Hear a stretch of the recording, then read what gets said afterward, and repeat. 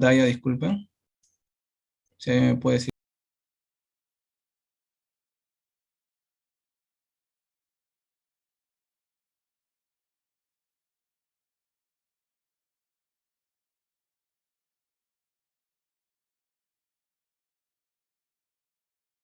por audio, por favor.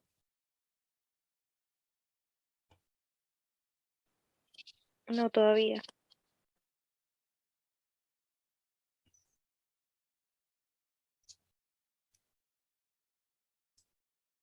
¿Todavía? Todavía. Qué raro.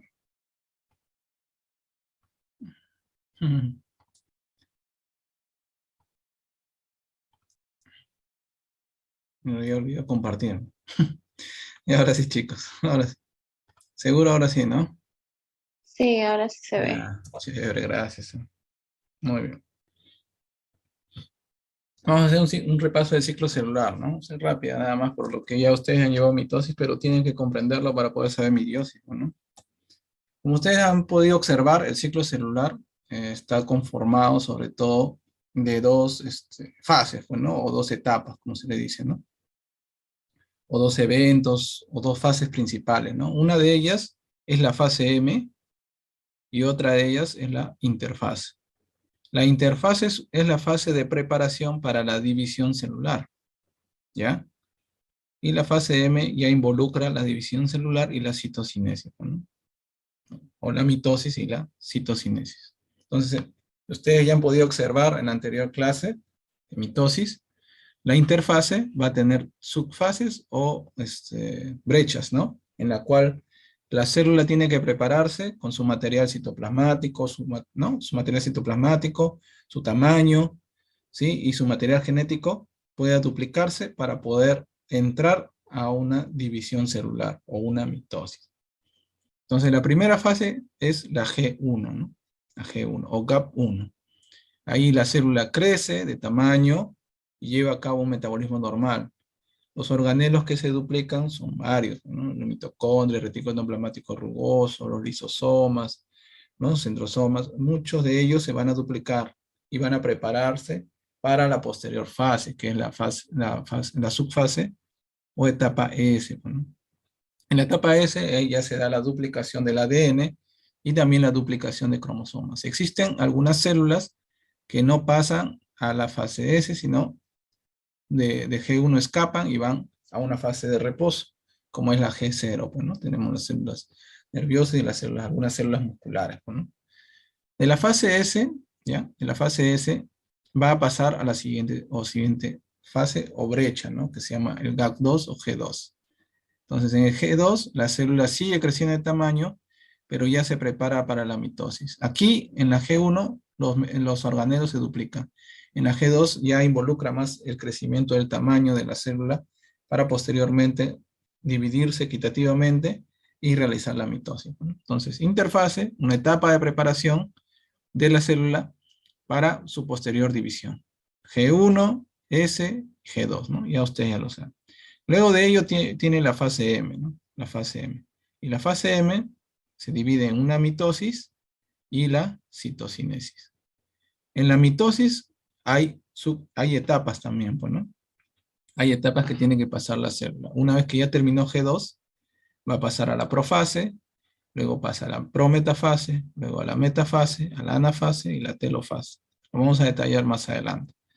Y una vez que llegó a la telofase, va a hacer una división de su citoplasma y va a dividirse en dos células hijas iguales a la célula madre, ¿no? La citocinesis. Muy bien. Entonces, las células hijas entran otra vez en un nuevo ciclo celular. Entonces, en resumen, ciclo celular es interfase, fase M. Fase M es igual a mitosis más citocinesis. La interfase involucra la etapa G1, la etapa S y la etapa G2. Miren ese orden. G1, S, G2. En la G1 duplica su organela y crece de tamaño. En la fase S duplica su ADN y duplica su cromosoma. En la fase G2 crece más de tamaño y ya está preparándose para la mitosis. La mitosis, profase, prometafase, metafase, anafase, telofase, citocinesis ya involucra a terminar la fase M. y otra vez vuelve a la interfase, pero ya las células hijas. Existen algunas que no pasan de G1 a S, sino escapan y se convierten en G0, ¿no? Y todo esto se vio con marcadores, ¿ya chicos?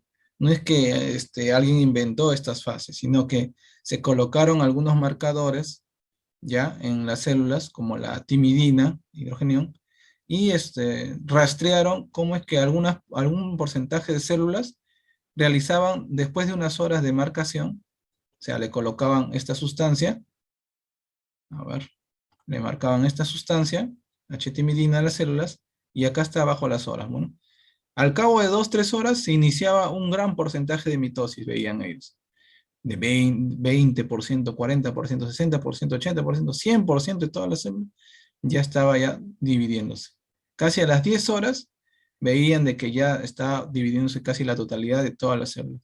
Pero después ellos se daban cuenta que algunas células dejaban de marcarse y decrecía, bueno, decrecía ese marcaje con esta sustancia de esas células, y nuevamente las células hijas que llevaban ese marcador, otra vez empezaban un nuevo ciclo celular. Y así se dieron cuenta de que el ciclo celular no es horizontal, sino es un diagrama, ¿sí? En el cual hay una elevación y hay un descenso, bueno, de ello. Entonces la mitosis no es perpendicular siempre, ¿no? O sea, mitosis, mitosis, mitosis. Hay un intervalo en el cual sí se divide y hay otro intervalo en el cual descansa esa división, pero se prepara mediante la interfase, bueno. Y luego, una vez que ya terminó la interfase, ¡pum! Otra vez mitosis, bueno, así.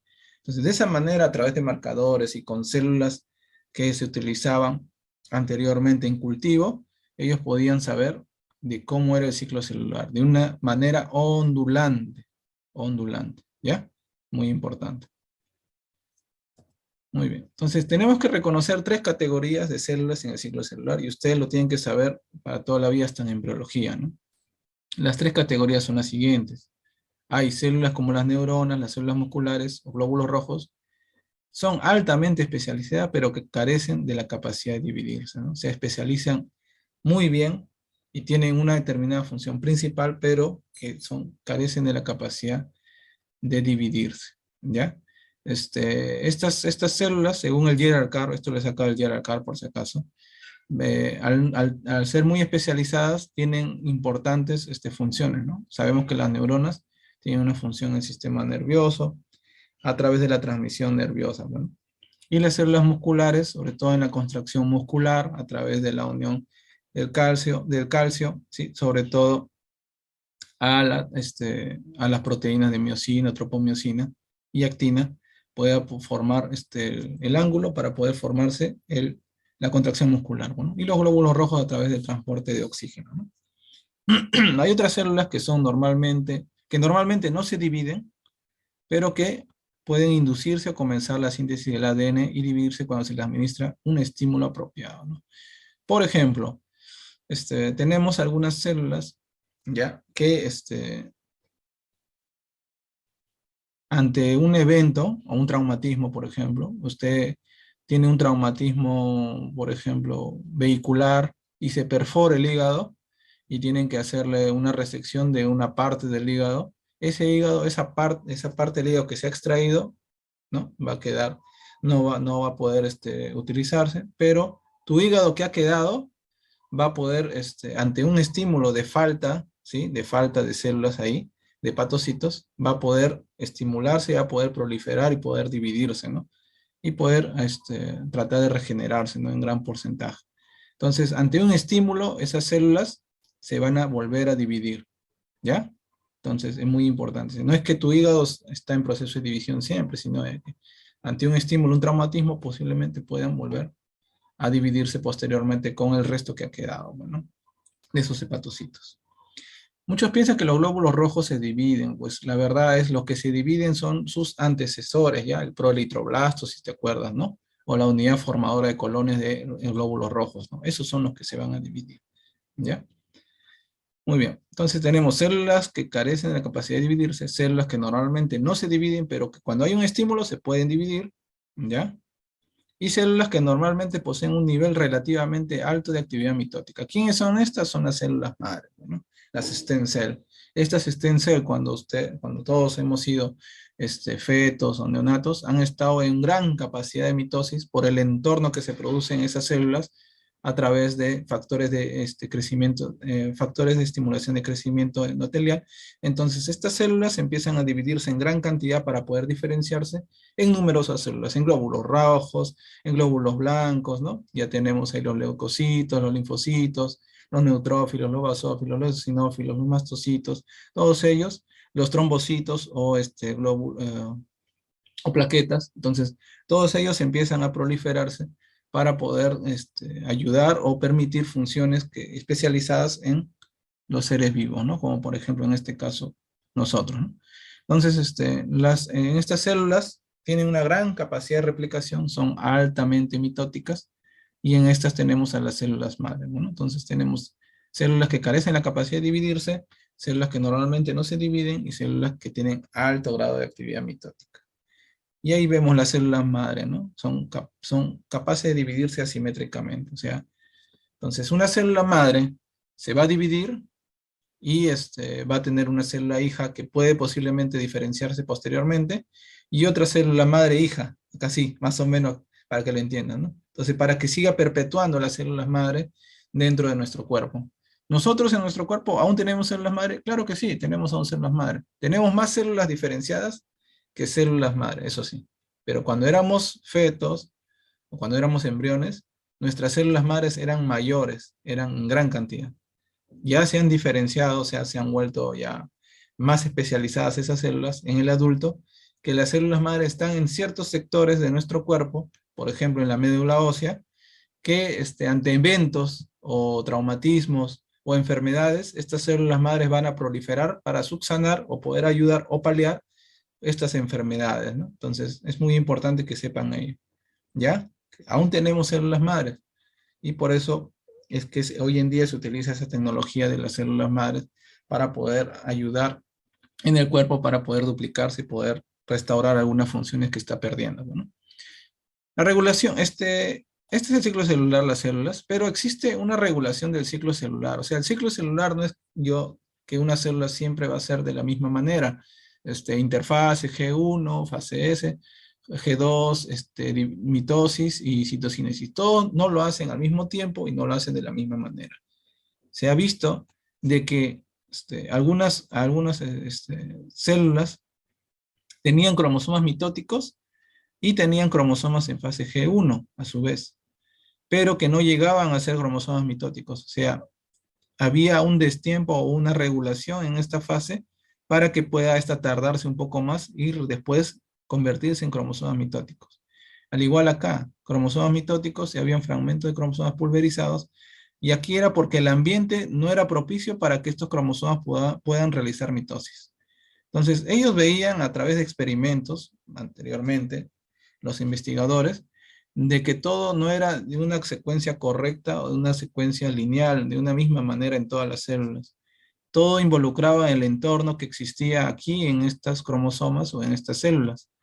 Moléculas de adhesión celular, complejos de mayor de histocompatibilidad, interleucinas, citocinas, ¿ya? Todos ellas involucraban también, o enzimas o sinasas, involucraban también para que esto se pudiera formar de una correcta manera. O sea, todo no es al azar en nuestro cuerpo.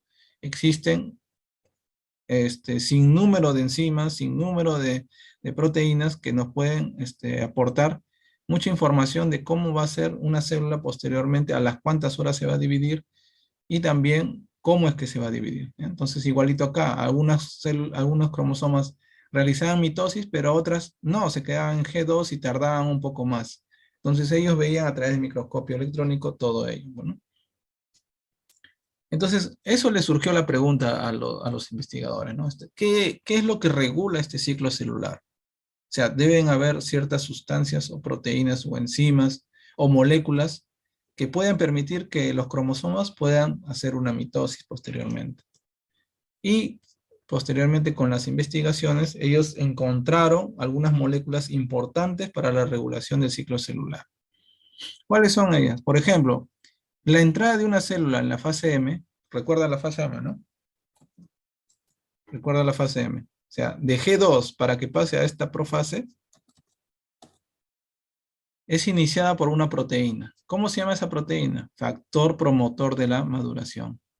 Factor promotor de la maduración. Tú lo vas a encontrar como MPF o FPM, ¿no? Factor promotor de la maduración.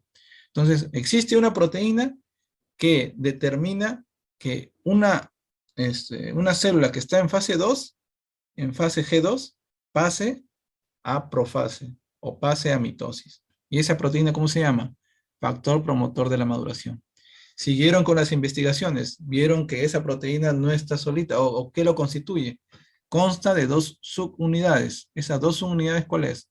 Una de ellas es la ciclina, que es una subunidad reguladora, y otra subunidad es la actividad de sinasa, o una sinasa, una enzima o subunidad con actividad de sinasa. Entonces tenemos que de G2 para pasar a la fase M, tiene que haber un factor promotor de la maduración. Ese factor promotor de la maduración tiene dos partes, o lo constituye dos unidades. Una es la ciclina y otra es y otra es la sinasa. Así nada más aprende. La ciclina y la sinasa. La sinasa transfiere grupos fosfato de ATP a residuos específicos. ¿De qué? De aminoácidos como la serina y trionina. Hasta ahora estamos ahí entonces. Factor promotor de la maduración se divide en ciclina y sinasa. Eso sí tienes que tenerlo en mente. ¿Y qué hacía la ciclina y qué hacía la sinasa? Entonces, todo iba a depender primero de la ciclina, ¿no? La ciclina. Si tenemos que, por ejemplo, ¿no? Acá, estos cromosomas G1 tienen poca ciclina en su entorno, o su ciclina, o esa subunidad es baja, entonces esa ciclina no va a poder unirse a la sinasa, Y si esta sinasa no tiene ciclina, va a estar inactiva este factor promotor de la maduración. Entonces, esa célula que está en fase G1 o G2, sobre todo G2, no va a poder pasar a mitosis, mientras que la ciclina esté baja. Pero, ¿qué pasa si la ciclina aumenta? Si la ciclina aumenta, hace que se active la sinasa, y esa sinasa, con esa ciclina, ahora sí, son el factor promotor de la maduración y pasan a la célula desde G2 a la fase M. ¿Se entendió? Voy a volver a repetirlo, ¿ya? Entonces, tenemos que una célula de la fase G2 a la fase M, a la fase M, necesita un factor promotor de la maduración. Este tiene dos subunidades. Uno es la ciclina y otra es una sinasa. Entonces, cuando tengo poca ciclina, no se va a poder unir a la sinasa, y esta sinasa, al no unirse a la ciclina, va a estar solita, bueno. Entonces, no va a poder formar el factor promotor de la maduración. Entonces, esta célula se queda en fase G2. ¿Entendieron?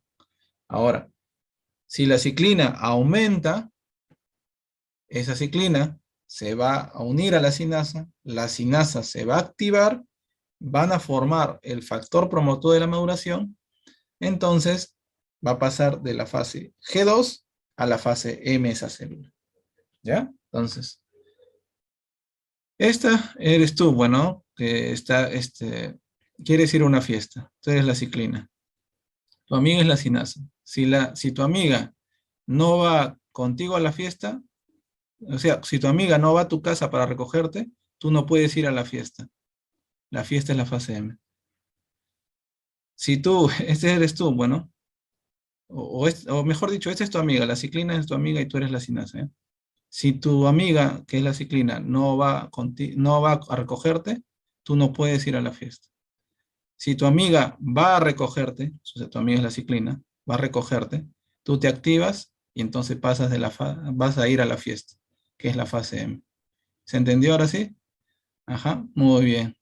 Listo. La sinasa depende de la ciclina. Claro, ahora tú ya sacas un nuevo término.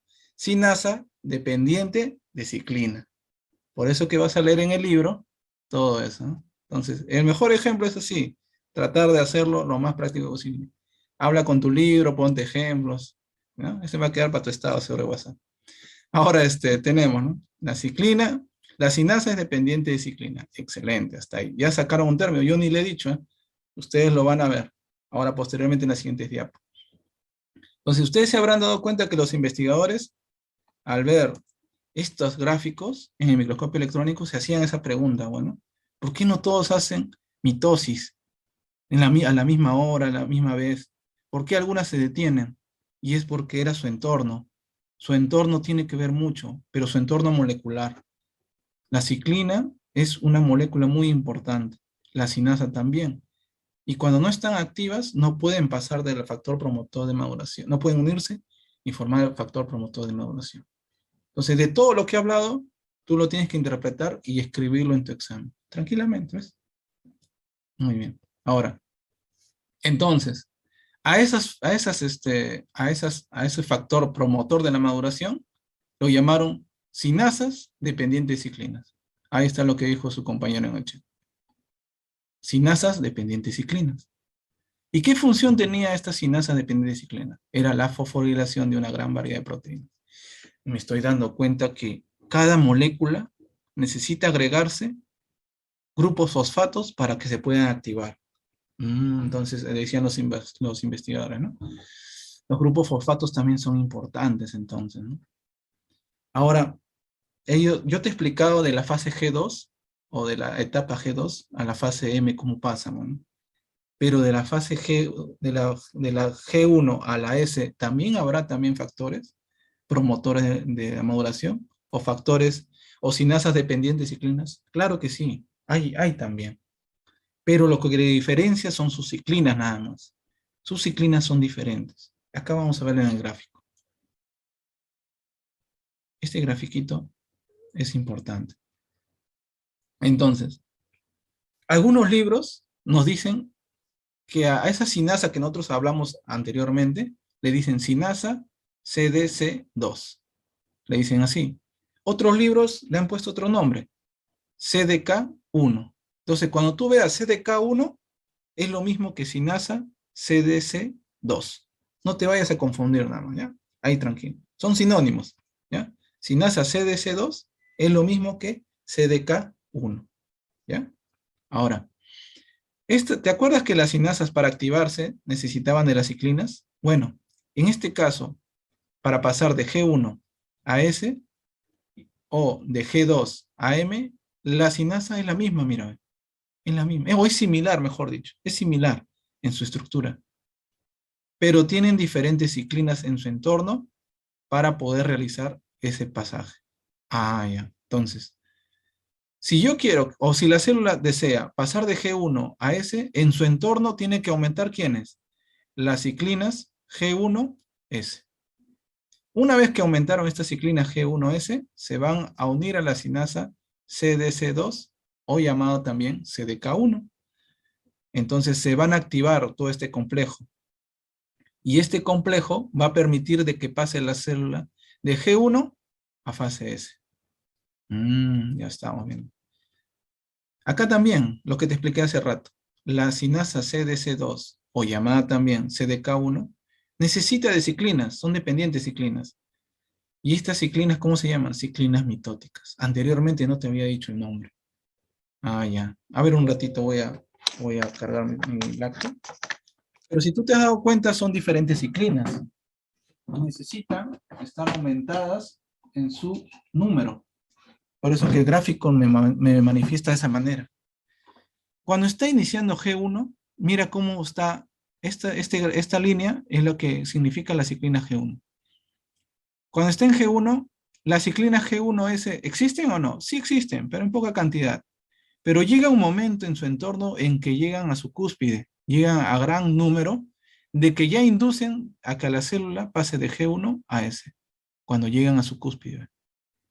Entonces cuando aumentan esta ciclina G1S, activan la sinasa CDC2 y esta pasa o inicia el pasaje de G1 a S. ¿Pero siempre van a estar en su cúspide? No, van a disminuirse. Y la célula empieza a aumentar su tamaño ya ¿de qué?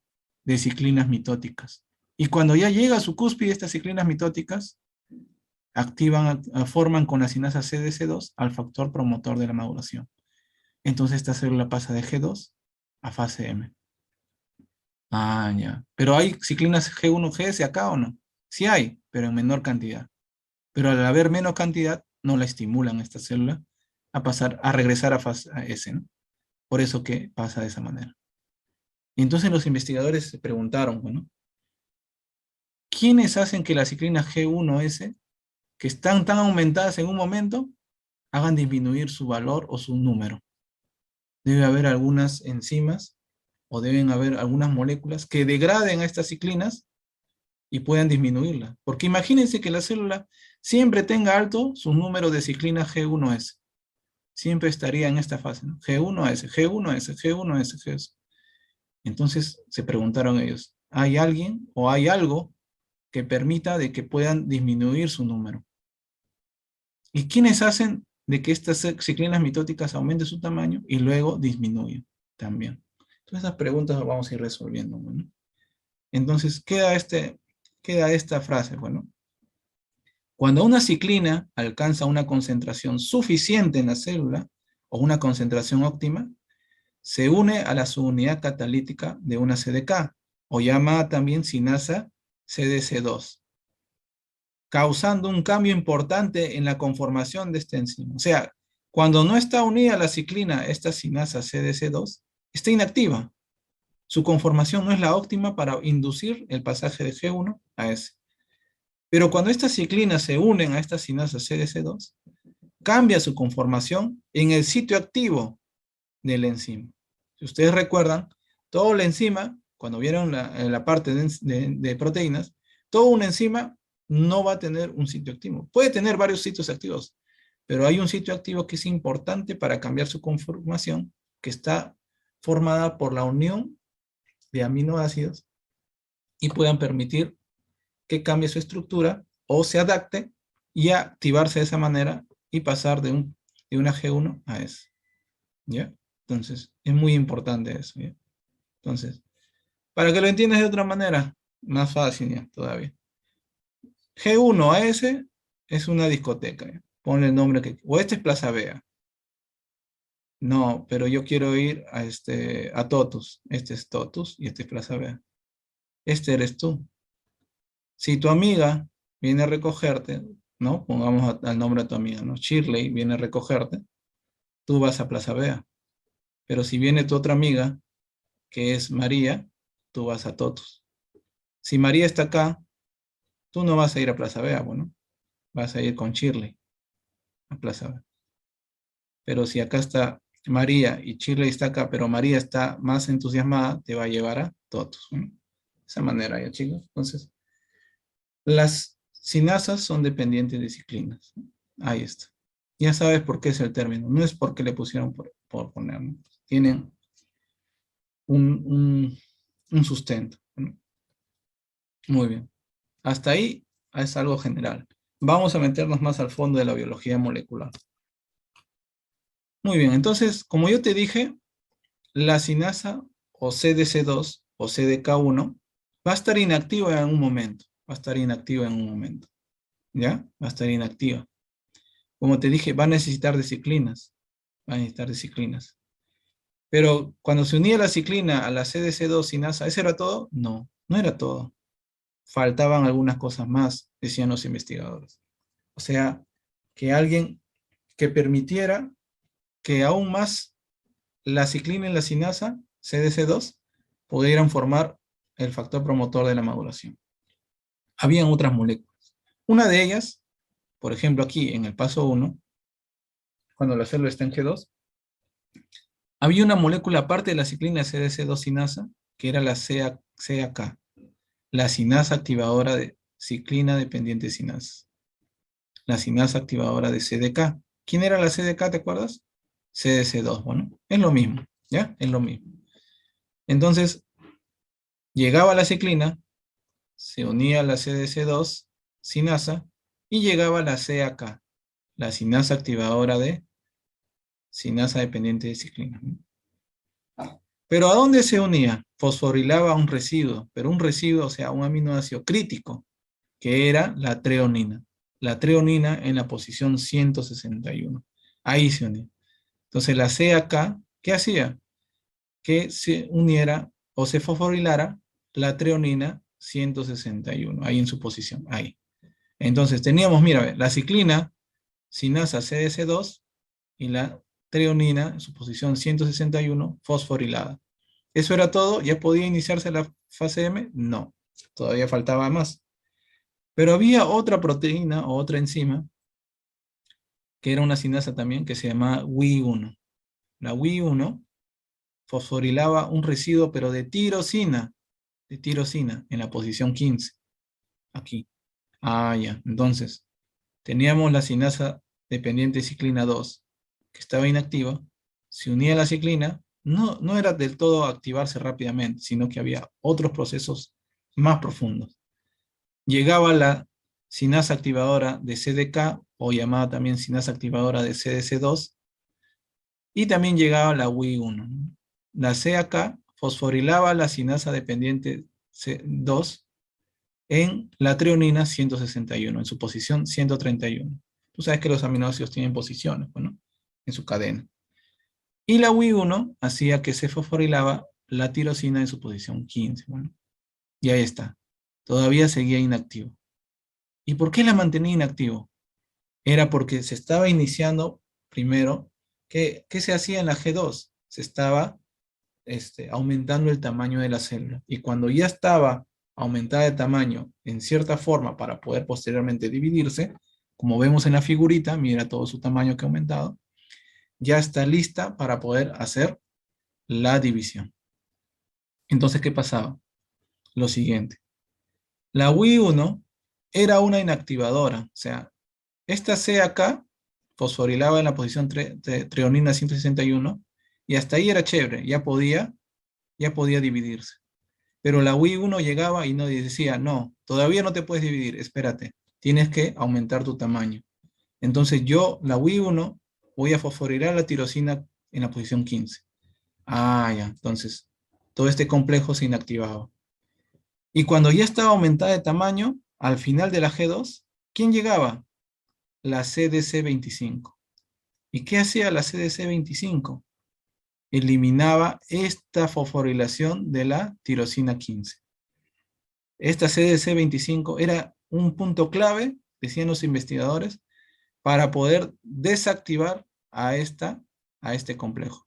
Entonces, eliminaba esa fosforilación y ahora sí, ya está aumentada de tamaño, ya tenemos fosforilado la treonina 161, ya está unido a la ciclina, la CDC2 sinasa, entonces ahora sí, eres libre de poder dividirte. Ahora pasaba la división. Y esto se investigó no en células humanas, sino en levaduras, ¿no? En levaduras.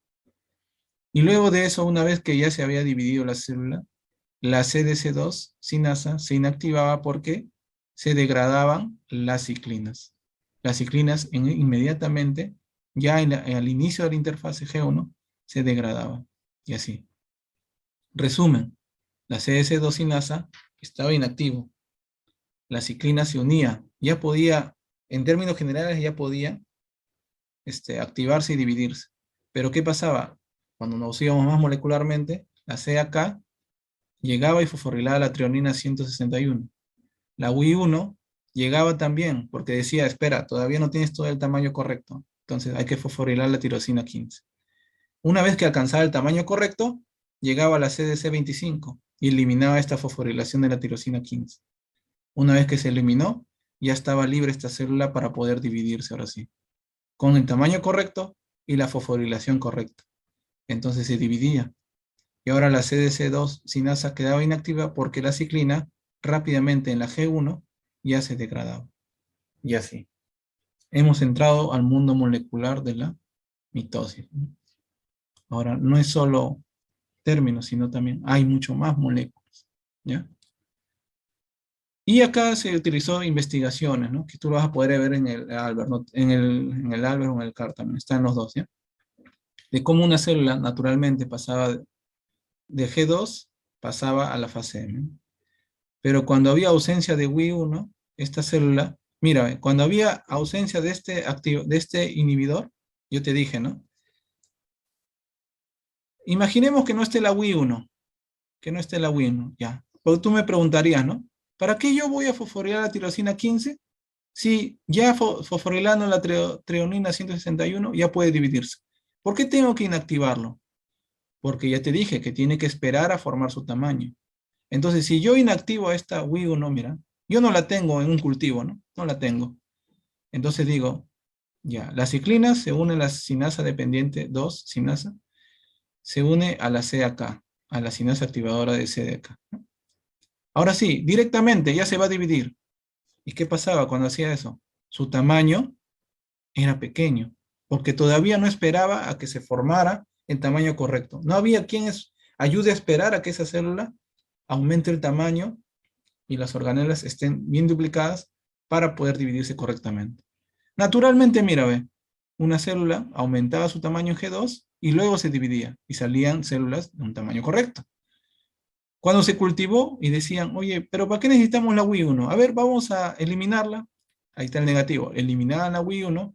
Entonces ellos se daban cuenta que la célula, ya una vez fosforilada por la CAK, ¡pum!, pasaba del mismo tamaño nada más, el mismo tamaño, y se dividía. Y salían células pequeñas, células pequeñas. Y tú sabes que una célula pequeña no tiene toda la estructura o el tamaño correcto para poder englobar toda la cantidad de ADN, cromosomas, y posteriormente hacer una adecuada citocinesis.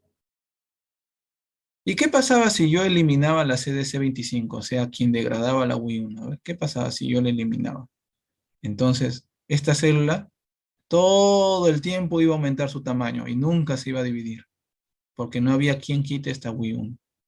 Esto es un cultivo y esto es en un cultivo. Y ahí se dieron cuenta de este fragmento que he colocado.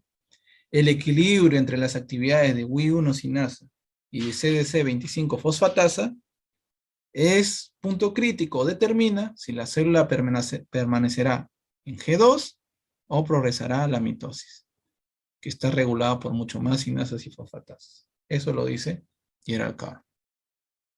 ¿Te diste cuenta? Entonces, a través de cultivos se dieron cuenta de que cada enzima no es por las puras, de que cada enzima no es que inhiba o que estimule por estimular. Esperan el momento correcto, si es que tu célula está bien, va a realizarlo de esa manera. Ahora, se vio también de que en muchas investigaciones habían inhibidores de la sinasa dependiente de ciclinas, CDK o llamado también CDC2. Habían inhibidores de esto. Y estos inhibidores hacían de que la célula podía detener su ciclo celular. O sea, imaginemos acá, mejor con este grafiquito, imaginemos que esta célula de tipo natural pase a G2, aumente su tamaño y luego se divida normalmente. Pero ¿qué pasa si esta célula tiene dañado su ADN? ¿Tú permitirías de que pase a G2 y luego se divide? Pues no, porque si tiene dañado su ADN, si, va a seguir aumentando su tamaño y se va a dividir y va a seguir transmitiendo ese ADN dañado. Entonces, ¿qué pasaba? Habían inhibidores de la sinasa dependiente de ciclina. O sea, inhibidores, algunas moléculas que detengan ese ciclo celular. Entonces, por ejemplo, vieron de que algunas células que por la radiación ultravioleta se dañaban, habían moléculas que detenían el ciclo celular. O sea, no podían seguir dividiéndose. La detenían. Entonces, vieron de que existen inhibidores o frenadores de la activación de la sinasa dependiente de ciclina o CDC2 sinasa, ¿no? Entonces, así. O si esa molécula de ADN recibía radiación ionizante, ¿ya? Para que no perpetúe esa radiación ionizante en las demás hebras o en las demás células hijas, existían algunos genes que detenían o secuencias de ADN que inhibían a estas sinasas dependientes de ciclina. Uno de esos genes que daban proteínas o enzimas inhibidoras de la CDK1 o CDC2 sinasa era la P21. Acuérdate, ¿eh? La P21. Otro era la P53. ¿Has escuchado de la P53? Entonces, esas proteínas ayudaban a detener el ciclo celular en una molécula de ADN o una célula con molécula de ADN dañadas. Y así no permitían de que se activaran la sinasa dependiente de ciclina y no puedan realizar su mitosis posteriormente. Es así, es como todos los días nuestra P21 y nuestra P53 detienen algunas moléculas que están dañadas, ya sea por radiación ionizante o radiación ultravioleta. Entonces tú dirás, oye, ¿por qué yo voy a la playa, todo eso al mediodía, ¿no? Me expongo todo al sol y no tengo cáncer de piel? Entonces, tú te das cuenta que existen proteínas que inhiben la mitosis de esas células que están siendo dañadas, la P21 y la P53. Gracias a ellas, no tienes todavía cáncer de piel. Pero llega un momento en el cual esta proliferación vence a estas enzimas y ya no hay quien las detenga, ¿no? Y empiezan a dividirse, a dividirse, a dividirse. Y ese es uno de los fundamentos biológicos moleculares del cáncer. Ahí está. Alrededor del 50% de todos los tumores humanos muestran mutación en el gen que codifica el P53, lo que refleja su importancia en el control del crecimiento celular. Llega un momento en que ya este gen muta, o por el nacimiento o por adquisición, muta y ya no puede controlar o detener el ciclo celular de estas células dañadas por radiación ionizante o radiación ultravioleta. P53, no te olvides, ¿ya? Entonces, ustedes también se estaban preguntando, al igual que yo, ¿no? Y los investigadores seguro, ¿no? ¿Por qué en algunos momentos, acá cuando vimos, en algunos momentos estaba elevada las ciclinas y luego disminuían? ¿Y por qué en algunos momentos están elevadas las ciclinas mitóticas y luego disminuían? ¿Quiénes las degradaban? Y esos eran los proteosomas. Los proteosomas son, son moléculas o complejos que van a permitir una proteólisis controlada de aquellas proteínas o complejos proteicos que ya no necesitan actuar o permitir la división, ¿no? Entonces, veían de que por ejemplo, ¿no? Estas ciclinas ya habían cumplido su función, las ubiquitinizaban, o sea, le proporcionaban una molécula de ubiquitina y ya estaba marcada esta molécula o esta proteína para poder luego degradarse en estos proteosomas. Es como un barril, le dicen, ¿no? Un barril proteico en el cual tiene un sitio catalítico donde la proteína ingresaba ya una vez cumplida su función, o su vida media, mejor dicho, y podía desglosarse en fragmentos. Y estos fragmentos o eran posteriormente degradados de las ciclinas, o se reutilizaban para formar nuevas ciclinas con nuevas enzimas, ¿no? O con las mismas enzimas, ¿no? Entonces, ¿quiénes permitían entonces el control de que no existiera ciclinas aumentadas en número en todo el proceso de G1S o de G2AM? Eran los proteosomas. Los proteosomas, no te olvides, ¿eh? Muy bien.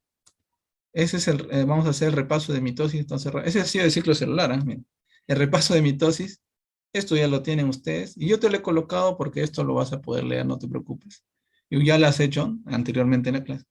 Pero a mí me ponían esta imagen me colocaban y te decían, explique en qué fase está y explique sobre esa fase. Bueno, por ejemplo, esta es la imagen de profase, donde el material cromosómico se condensa para formar los cromosomas mitóticos, ¿no? Se va a ensamblar el citoesqueleto y el complejo de Golgi, fragmento retículo endoplasmático, ya se va a formar y la envoltura nuclear se va a dispersar, ¿no? Entonces, así, profase, prometafase, también los cromosomas se mueven al ecuador del uso, miren cómo se están moviendo. Luego tenemos la metafase, donde están alineados a lo largo de la placa metafásica, unidos ¿por quién? Por microtúbulos. Recuerda que hay tipos de microtúbulos. En este caso los microtúbulos cromosómicos en ambos polos. Y acá vemos la anafase. Bueno, acá te he colocado la imagen en diagrama y acá la imagen en microscopio electrónico. O en microscopio óptico también lo pueden ver. Los centrómeros se dividen y las cromátides se separan. Entonces te ponen esta imagen y tú tienes que hablar sobre todo ello. Bueno, hablar y hablar y hablar de sobre todo lo que ves, ¿no? Entonces tú dices, los centrómeros se dividen Los centrómeros, que son estructuras, ¿no? Que permiten la unión de las cromátides, todo ello, se dividen y las cromátides se separan, bueno. Los cromosomas se mueven a los polos opuestos, así, así colocas, y los polos del uso se separan. Bueno, esta es la anafase. La telofase, mira cómo se van, los cromosomas se agrupan en los polos, los cromosomas se van a dispersar, la envoltura nuclear se va a ensamblar nuevamente, el complejo de Golgi y el retículo endoplasmático, que una vez al comienzo se había degradado, ahora se van a reformar, y las células hijas se van a dividir por citocinesis, bueno, la citocinesis.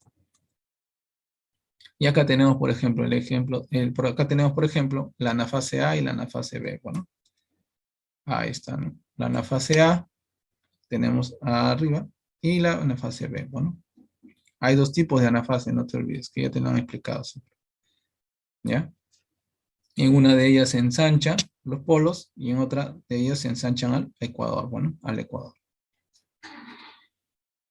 Muy bien. El alargamiento del uso mitótico durante la anafase B se acompaña de adición neta de su unidad de tubulina en los extremos F, positivos de los microtúbulos polares, ¿no? ¿Qué quiere decir esto? Que aquí se va a ensanchar, ¿sí? Acá se va a ensanchar, pero aquí se va a alargar en la anafase B. Y es porque se están agregando microtúbulos en los extremos positivos de los microtúbulos polares, ¿no? O las unidades de tubulina se están agregando a los microtúbulos polares, ¿no? Y se va a alargar. Se ensancha, se alarga acá, ¿no? Se alarga. Y ahora sí entramos a meiosis, ¿no? Muy bien. Como sabemos, la meiosis, bueno, va a ser una producción de hijos o células hijas por reproducción sexual, ¿eh? E incluye la unión de dos células, y cada una de ellas va a tener células haploides, un conjunto haploide de cromosomas, ¿no? Bueno, la meiosis es un término que va a significar reducción y va a asegurar la producción de una fase haploide en el ciclo de vida. En cambio, la mitosis produce una fase diploide. Bueno, la mitosis es una fase diploide, una producción de una fase diploide, y la meiosis te va a proporcionar células haploides. Bueno, y estas células haploides van a permitir luego unirse y mediante la fertilización o fecundación, en seres humanos sobre todo, asegura la fase diploide posteriormente. ¿Ya? Entonces, antes de la mitosis y la meiosis, las células diploides G2 contienen pares de cromosomas homólogos, ¿no? Estos son los cromosomas homólogos, y cada cromosoma consta de dos cromátides. Bueno, una cromátide, otra cromátide, bueno, y unidas por un centrómero. Bueno, ahí está. Cromosomas homólogos.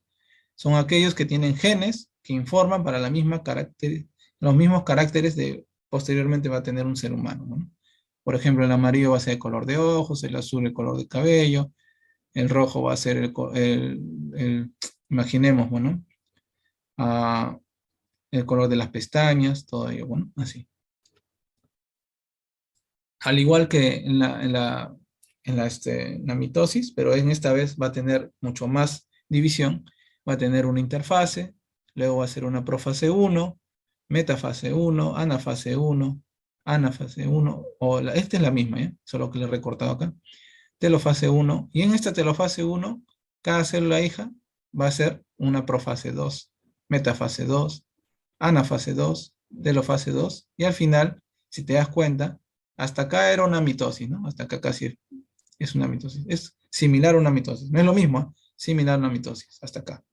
Pero la meiosis continúa aún más dividiéndose para formar 4 células haploides. Y lo que estás viendo en los gráficos es que, mira, acá los cromosomas no son de un mismo color, son de diferentes. Y tienen algunas partes que tienen del otro, bueno. Y eso se permite establecer el intercambio genético que hay entre los cromosomas, ¿no? Es por eso que somos muchos diferentes a nivel de caracteres, bueno, anatómicos. Entonces, hay tipos de meiosis, la meiosis gamética o terminal, que es la que nosotros estudiamos, ¿ya? Y esa se va a dar sobre todo por las células sexuales, bueno, a través de las espermatogonias, ¿sí? Las espermatogonias que realizan mitosis y que luego hacen su meiosis, ¿no? Esta espermatogonia, en su crecimiento, se conforma un espermatocito primario, luego hace meiosis 1 a los espermatocitos secundarios, luego meiosis 2 y conforma las espermátides. Luego estas espermátides se diferencian y forman las células de esperma, bueno, los espermatozoides, bueno. Muy bien, la espermatogénesis. Igual, en los óvulos, comienzas con las ovogonias, hacen mitosis, luego se crecen y diferencian, y hacen la meiosis, ¿no? Con ovocito primario, ovocito secundario y un cuerpo polar. Luego ocurre el óvulo, ¿sí? Y uniéndose al espermatozoide va a formar el huevo o cigoto, ¿no? El huevo cigoto. O sea, todo ello se le denomina la ovogénesis. Ahí está. Entonces, acá también te lo he dejado por si te preguntan, pero no creo. El de rojo es el que te van a preguntar. ¿Cómo es la meiosis gamética o terminal? Esta es de acá, está con su fragmento para que puedas leerlo.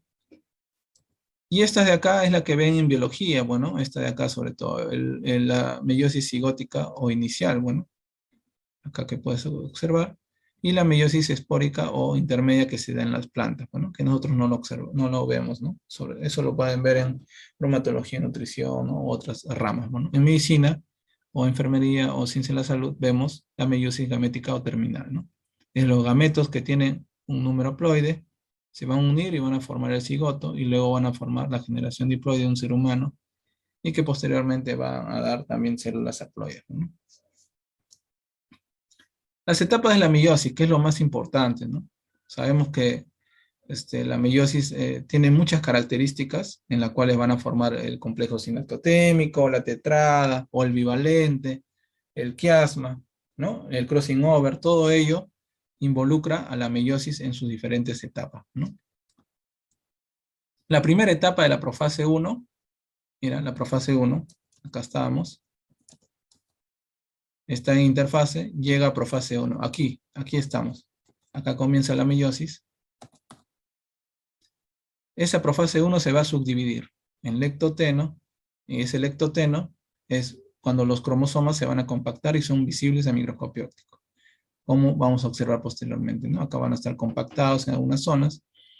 La segunda etapa es el cigoteno, ¿no? El cigoteno y está formada o marcada por una asociación visible de cromosomas homólogos entre sí, ¿no?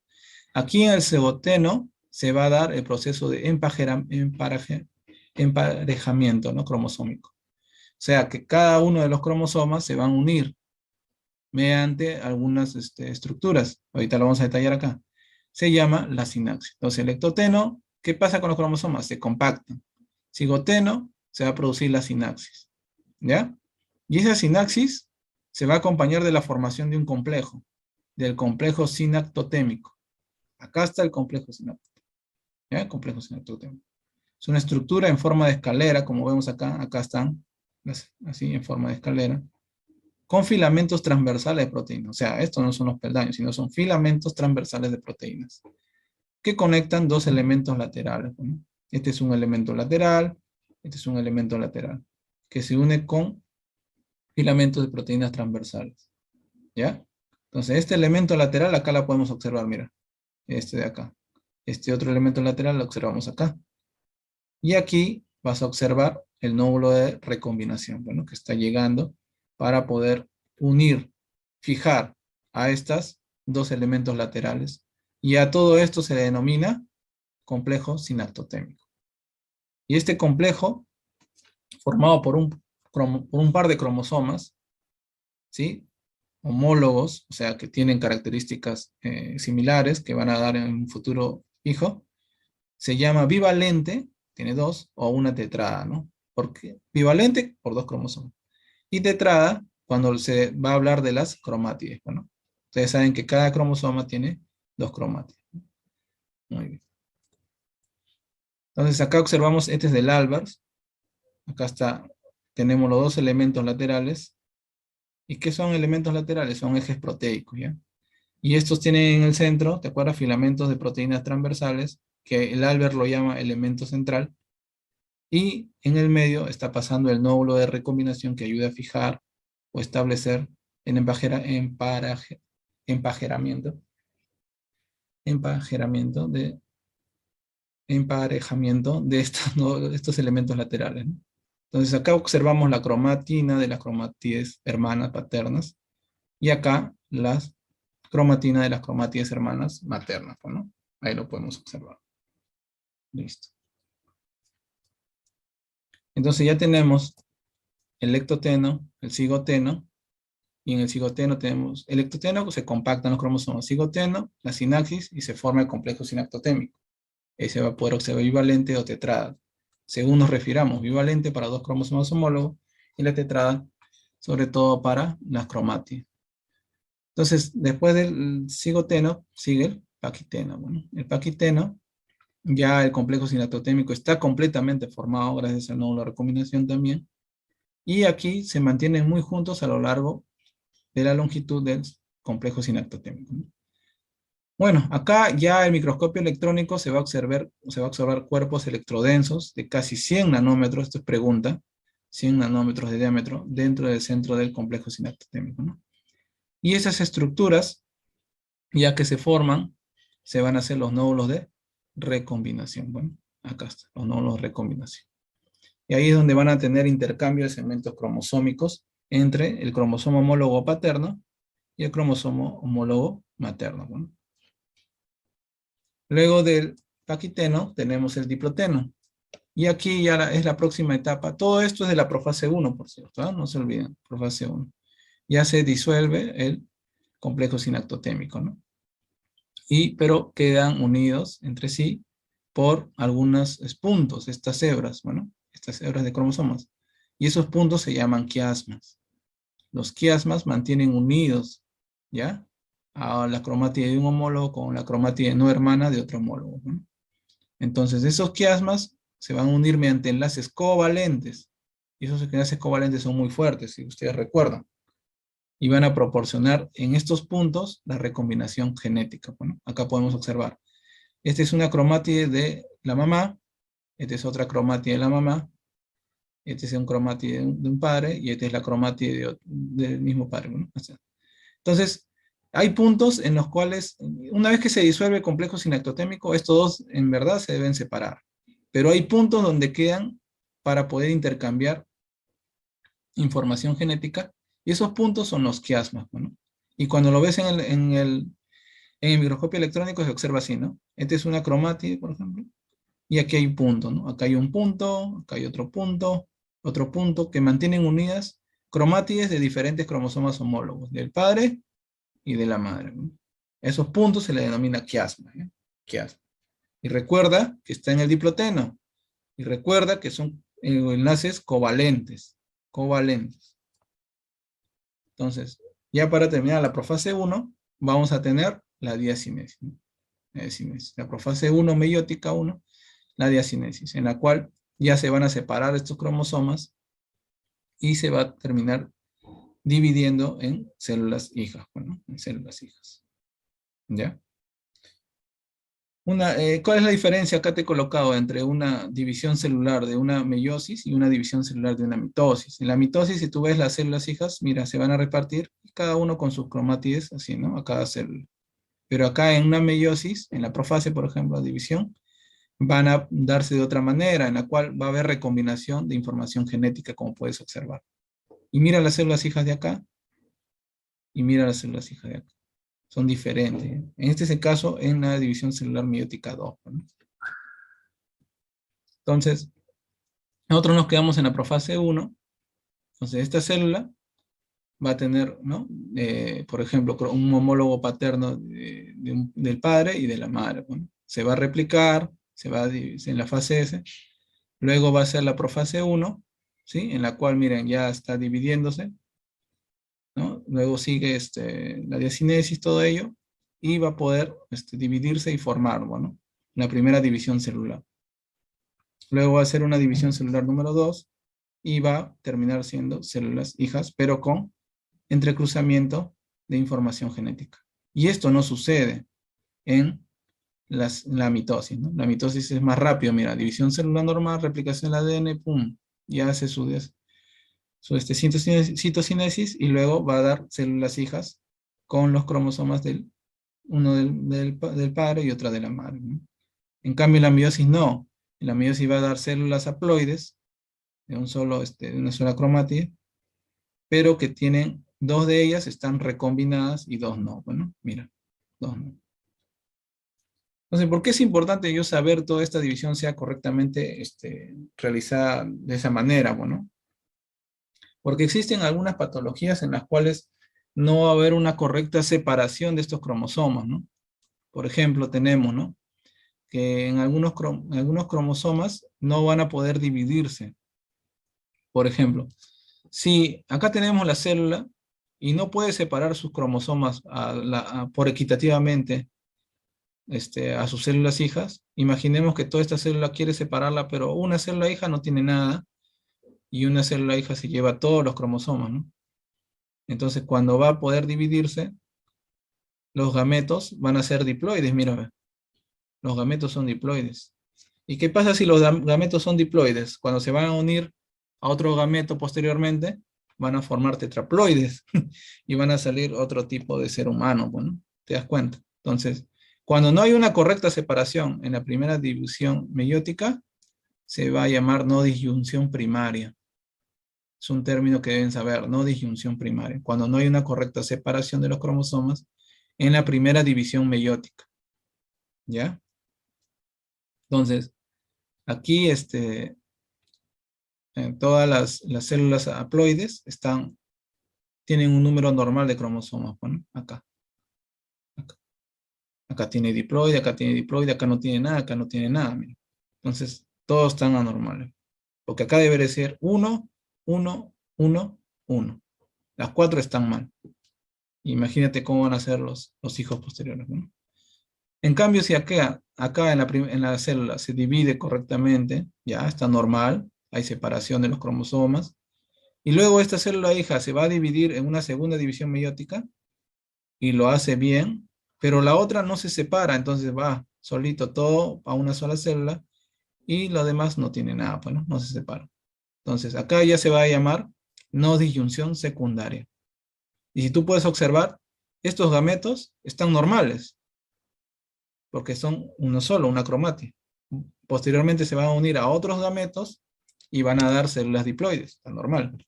Pero aquí esta que se separó, no se separó, disculpa, no se separó, no disyunción.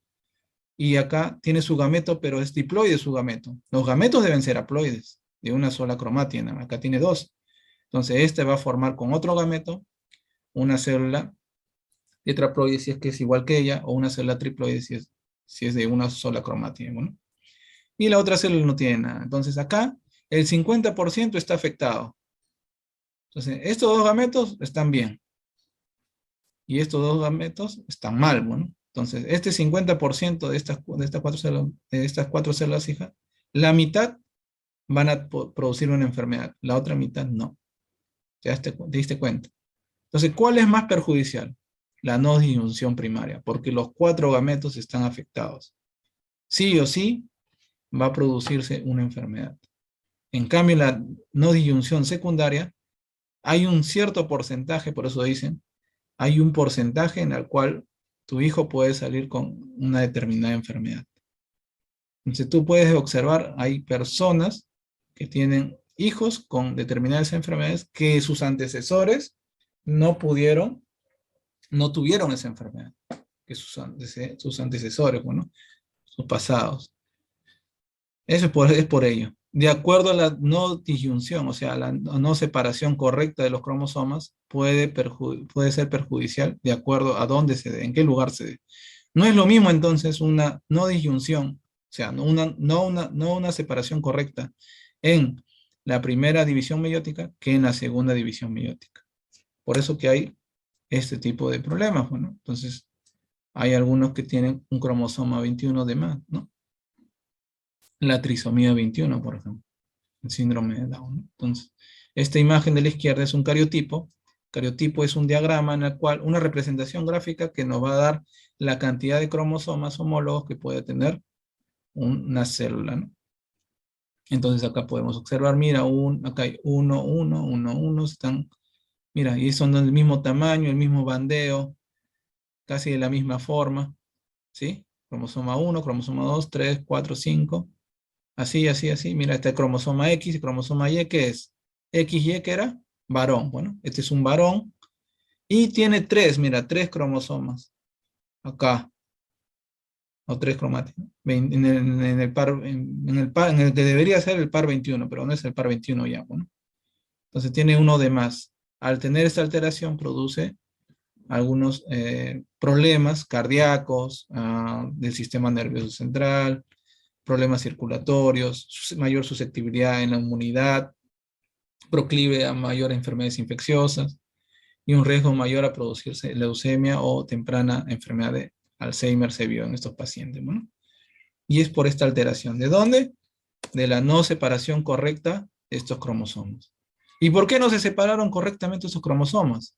Tú sabes que toda célula en su entorno debe tener proteínas correctas, enzimas correctas, moléculas correctas, citocinas correctas, interleucinas correctas, ¿ya?